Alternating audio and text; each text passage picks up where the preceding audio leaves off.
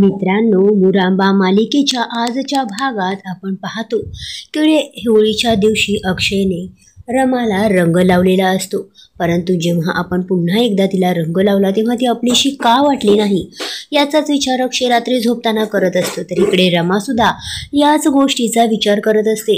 यांना खरंच मी आल्याचा भास झाला असेल का? त्यांनी मला तर रंग लावला, परंतु दुसऱ्या क्षणी ते माझ्यापासून दूरही निघून गेले आणि थोड्या वेळाने ते त्यांच्या बायकोबरोबर एवढ्या आनंदात उत्साहात होळीचा सण साजरा करत होते. रमाला तिने मोबाईलवरती पाहिलेला व्हिडिओ आठवत असतो आणि ती देखील या सर्व गोष्टींचा विचार करत असते. ते खरंच मला विसरून गेले असतील का याचा ती विचार करत असते. तर इकडे अक्षय देखील रमाचाच विचार करत असतो. का बरं मला असं जाणवलं असेल? जेव्हा मी पहिल्यांदा तिला रंग लावला तेव्हा ती मला आपलीशी वाटली आणि मी तिला रंग लावला होता. मग दुसऱ्यांदा जेव्हा रमा मला भेटली तेव्हा तिच्या गालावर रंग कसा नव्हता? अक्षयच्या मनाची खूपच चलबिचल होत असते. तो रमाच्या खोलीत जातो. माही खूप शांतपणे गाढ झोपलेली असते. अक्षय तिच्या शेजारी जाऊन बसतो, तर ती झोपेतच अक्षयचं नाव घेत असते. हे ऐकून अक्षयला खूपच बरं वाटतं. माझ्या मनात काही जरी असलं तरी रमा मात्र माझाच विचार करते. आता मी तिच्यावर कसलीही शंका घेणार नाही असे तो म्हणतो. झोपी जातो. दुसऱ्या दिवशी सकाळी अक्षय खूपच गडबडीत असतो.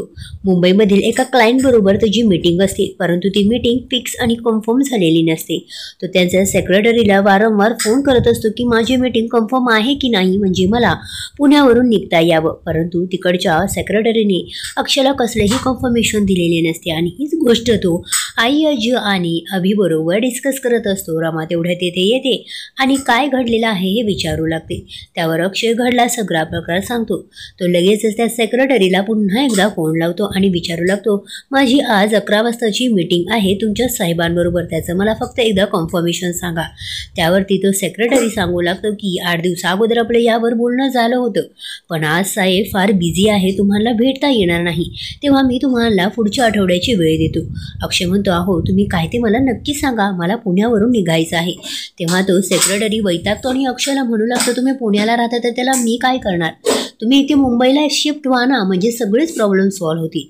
ते राहू द्या, तुम्ही मला पुन्हा एकदा फोन करा, नंतर मी काय ते मीटिंगचं सांगतो असे म्हणत सेक्रेटरी खूपच माज आल्यासारखं अक्षयशी बोलत असतो. परंतु अक्षयचाही नाईलाज असतो, कारण क्लायंटबरोबर मीटिंग होणं आणि कंपनीसाठी हे गरजेचं आहे. याकरता अक्षय त्या समोरच्या व्यक्तीला काहीही उत्तर देत नाही.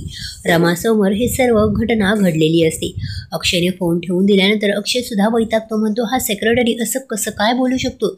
याचे मालक किती चांगला माणूस आहे, परंतु हा कसा वागतोय हे त्याच्या मालकाला देखील माहीत असेल का? आपण असं करूया, आपण डायरेक्ट मुंबईला निघूया, म्हणजे काय ते आपल्याला सोक्षमोक्ष लावता येईल.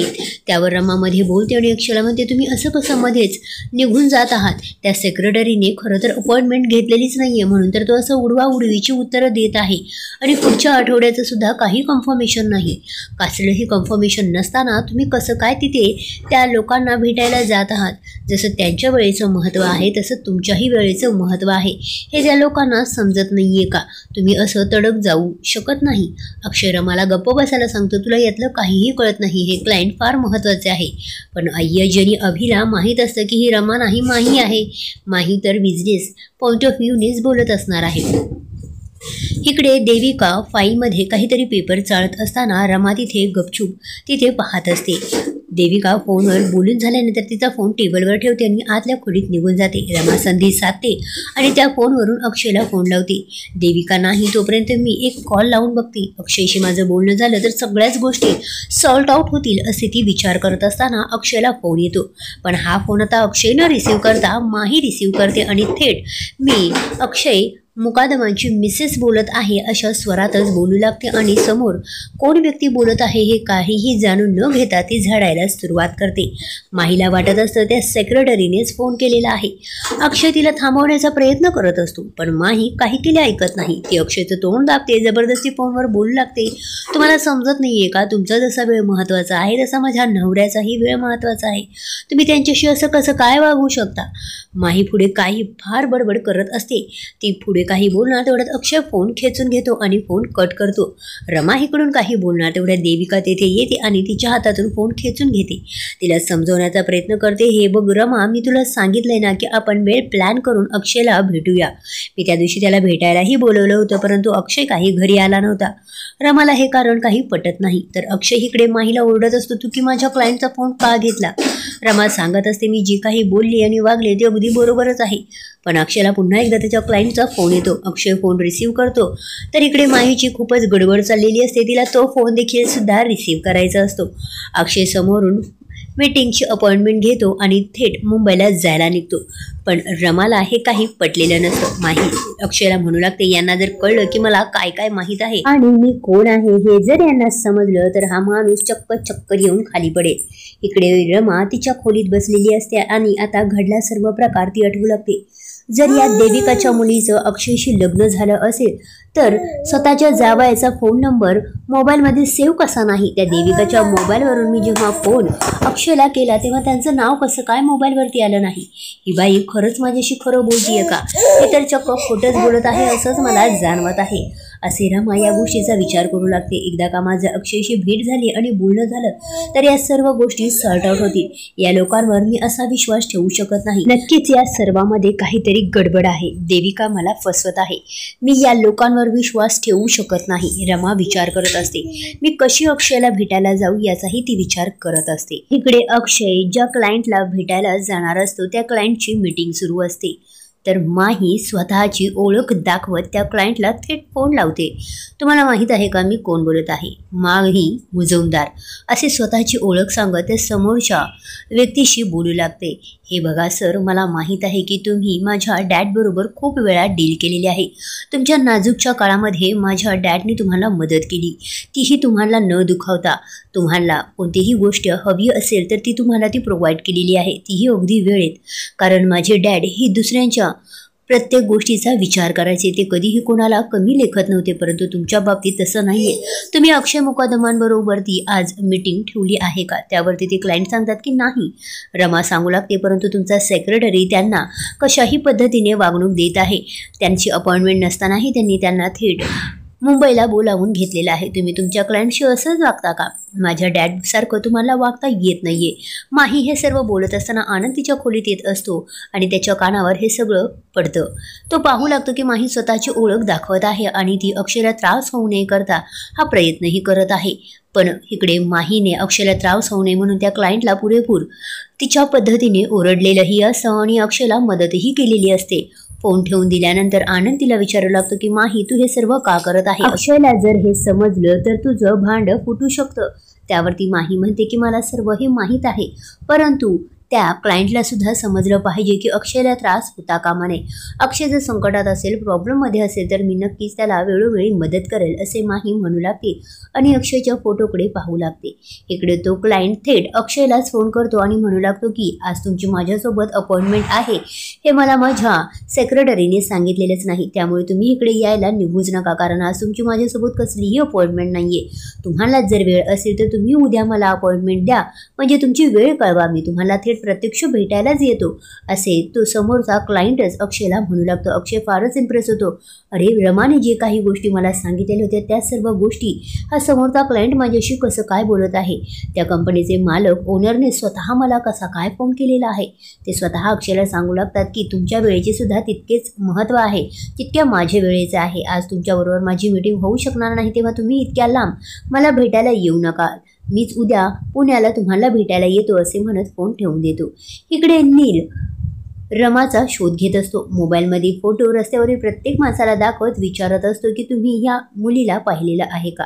तिथेच चहाच्या टपरीवाला माणूस नीलला सांगू लागतो की हो, मी या मुलीला ओळखतो. अहो, ही तर मुजमदारांची मुलगी आहे. तो बघा समोरचा बंगला, त्या बंगल्यातच ती राहते. फार श्रीमंत मुलगी आहे ती. त्यावरती नील म्हणू लागतो की म्हणजे ही या मुलीचं लग्न झालंय का आहे का. त्यावर तो टपरीवाला नीलला सांगू लागतो की अहो, कसलं लग्न वगैरे काय नाही. सिगरेट वगैरे उडत असते. तिचा एक बॉयफ्रेंड आहे, लग्न काहीच झालेलं नाही. नीलचा या गोष्टींवर विश्वास नसतो. तो वारंवार हे विचारत असतो. त्यावर तो टपरीवाला म्हणतो अहो, त्यांचं जर लग्न झालं तर या गोष्टींच्या बातम्यांमध्ये न्यूज होतात. नीलला समजतं की ही मुलगी फारच श्रीमंत आहे.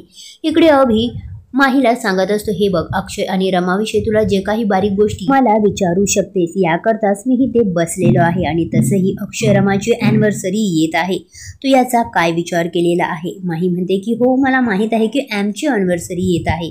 अभि म्हणतो की अगं तुमची नाही रमाची. त्यावर माही म्हणते की मीच आता रमा आहे ना. तेव्हा मी अक्षयला काय गिफ्ट देऊ असं ती अभिला विचारल्यानंतर अभि विचारात पडतो. माही म्हणते की तू मला काहीच सांगू नको, मी ठरवलेलं आहे की मी त्याला काय गिफ्ट द्यायचं. आता अभि आणि माही दोघीजणी बाहेर पडतात. अभि रमा अक्षयविषयीच्या बारीक सारीक गोष्टी रमाहीला सांगू लागतो. त्यावर माही म्हणते, हे बघ ते दोघं कसे वागायचे, कुठे भेटायचे, प्रत्येक जागेचं काय एक महत्त्व आहे ते तू मला सांग. कारण माहिती आहे का, अक्षयबरोबर मी कधीही बाहेर पडले की अक्षय असंख्य प्रश्न विचारतो आणि माझ्याकडे याची उत्तरं नसतात. त्यावर अभि म्हणतो की हे जे ठिकाण आहे ना, इथे संध्याकाळी एक पाणीपुरीवाला येतो आणि रमा अक्षय दोघेजणही ते पाणीपुरी खायला यायचे. तसं तर अक्षयला हे सर्व अगोदर आवडत नव्हतं, पण रमामुळे आता हळूहळू ह्या गोष्टी त्याला आवडायला लागलेल्या आहेत. त्यावर रमा म्हणते, म्हणजेच माही म्हणू लागते की बरं झालं तू मला सांगितलं, म्हणजे पुन्हा कधी अक्षयने जर मला विचारलं तर मला सांगता येणार आहे. तेवढ्यात अभिला त्याचा एक जुना मित्र भेटतो, त्याला भेटण्यासाठी तो तेथून निघून जातो.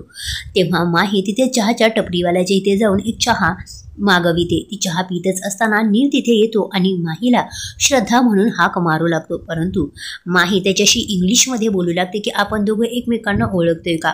त्यावरती नील माहीला प्रश्न करतो की तुम्ही मला ओळखत नाहीये का, तुम्ही मला ओळखलं नाहीये का. त्यावरती माही म्हणते की नाही, मी तुम्हाला ओळखलेलंच नाही आणि माझं नाव श्रद्धा नाही माही आहे. आता मात्र नीलचा पूर्णपणे विश्वास बसतो की त्या चहाच्या टपरीवाल्याने जी काही माहिती दिलेली होती ती अगदी तंतोतंत आणि खरी आहे. कारण श्रद्धा तर मला ओळखतच नाहीये, मी त्यांना एवढी मदत केली परंतु त्यांनी माझ्याशी कोणतीही संबंध ठेवलेले नाही. नीलला खूपच राग येतो. तर उद्याच्या 18 मार्चच्या प्रोमोमध्ये आपल्याला असे दिसते की आनंद रमाचं एक पोर्ट्रेट चित्र काढत असतो आणि ते काढत असताना अक्षयशी गप्पाही मारत असतो की आपली रमा खरंच खूप युनिक होती, अँटिक होती. तेव्हा अक्षयला धक्का बसतो आणि तो आनंदला विचारतो की तू असं कसं बोलतोयस, रमा होती वगैरे, रमा जिवंत आहे, मग असे का शब्द वापरत आहे. आता मात्र आनंद समोर प्रश्नच पडलेला असतो. अक्षयच्या या प्रश्नावरती आनंद काय उत्तर देणार आहे हे तर पाहणे तितकेच इंटरेस्टिंग असेल. शिवाय आता इकडे देविका पुन्हा एकदा फायनान्शियर समोर रमाला माही बनवून आणते आणि ती सांगू लागते की हिने पुन्हा नशेच्या गोष्टी घेतलेल्या आहे म्हणूनच ती अशी वागत आहे. पण आता मात्र रमा पूर्ण शुद्धीत असते आणि तिने हे सर्व नाटक केलेलं असतं. ती फायनान्शियल समोर सांगू लागते की हे दोघे जण खोटं बोलत आहे, हे लोक माझ्या जीवनामुळे कसलं तरी नशेचं औषध मिसळतात आणि त्यामुळेच मी अशी वागत आहे हे सत्य ती उघडपणे त्या फायनान्शियल समोर ओपन करते. आणि रमाची ही गोष्ट ऐकून देविकाच्या पायाखालची जमीनच सरकते. ती रागातच रमाच्या मुस्काडात फोडते आणि म्हणू लागते की तू असं कसं काय वागू शकते आणि बोलू शकते. देविकाचं भांड फायनान्शियल समोर उघड झालेलं असतं. त्यातच देविकाने त्यांच्याच समोर रमाच्या कानाखाली मारलेली असते. तेव्हा मात्र ते फायनान्शियलचे ॲडव्होकेट म्हणू लागतात की हे प्रकरण फारच गंभीर दिसत आहे. आता मात्र आम्हाला ही केस पोलिसांकडे स्वाधीन करावी लागणार आहे. हे ऐकून नील आणि देविकाच्या चेहऱ्याचा रंगच उडतो, कारण ही खरोखर माही नसते, रमा असते. आता पोलीस इन्क्वायरी बसली तर या सर्व गोष्टींचा शोधही घेतला जाईल. मग मात्र काय होईल पाहणे तितकेच रंजक ठरेल. मालिकांच्या अशाच अपडेट करता श्वान मराठी यूट्यूब चॅनलला सबस्क्राईब करा. धन्यवाद.